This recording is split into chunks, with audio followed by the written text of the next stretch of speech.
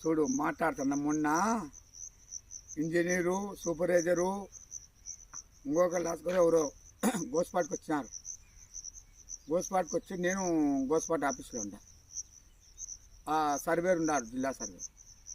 వాయన ఏమంటా అంటే ఇట్లా కాలువ పీడబ్ల్యూ కాలువలు ఉన్నాయి చిన్న వీళ్ళు ఏమన్నాయంటే ఇంజనీర్లు సర్వేలు వాళ్ళు సూపర్వైజర్లు 50 ఎకరాలు కింద తెగినాక ఇంకా దానికి మాపు చేసినాము, తీయనికి లేదు అని చెరువులు సర్దుకొని తీయాలా 5 మటుకు తీసినాము.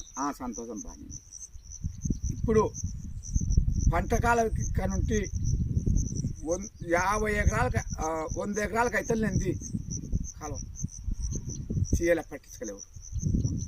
వాటిని ఏం చేస్తా అంటే ఎట్టో కూడా మాపు చేయి, ఈ రాయాకరే మా మీదకి వచ్చారు, ఎటో సర్వీస్ వాళ్ళు లేరు ఇల్లు లేరు సొద్దు చెప్పాలి, ఎంఆర్ఓ లేరు ఇల్లు లేరు వాళ్ళు లేరు సర్వేలు లేరని సొద్దు చెప్పి మాపు చేయాలి. మా మీదకి కలెక్టర్ గారికి మళ్ళీ రేపు సోమవారం వచ్చారు, మాకు ఇబ్బంది అవుతుంది అని చెప్తాను. ఇప్పుడు తెలిసో తెలియకో అన్నారు, నువ్వు తప్పు చేసినా నేను తప్పు చేసినాను. తునుంటి అందరం సంతోషంగా ఒకరికొకరు సర్దుకొని చెప్పుకొని, తప్పు లేకుండా ఎవరే ఉన్నాము అన్నీ చేసుకొని ఒకరికొకరు సంతోషంగా సర్దుకొని చెప్పుకొని ఇప్పుడన్నా కాలువలలో బాగా అన్నీ పారితట్టు చేసుకున్నాము.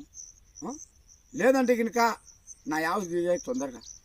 ఆ పంట కాలువల కన్నా చేరి ఆవసి చెరువు కాలువ కాడని చేరి లేదు. వాళ్ళ చేతులు అడ్డపన్నెళ్ళు చేతులు అల్లాలి లేదంటేనా వాళ్ళ చేతులతోనే ఆయన గొంతు కోసి పాదం గారి వాళ్ళ చేతుల్లో గొంతు కోయమన్నారు. ఇంకా ఇన్కమ్ గొంతు కొనుకోమని ఏదన్నా నాకు ఇది ఒకటి చెప్తాం.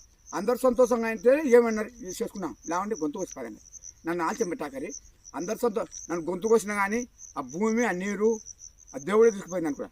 ఆ గొంతు తెగింది అనుకుంటా. ఏమి వచ్చి భగవంతుడు వేసి మీరే బుక్కి మీదే అదొక సాయం చేయండి. అందరు ఎవరిని ఏమనకుండా ఎవరిని విడిచకుండా సంతోషంగా చేసుకున్నాం అంతే.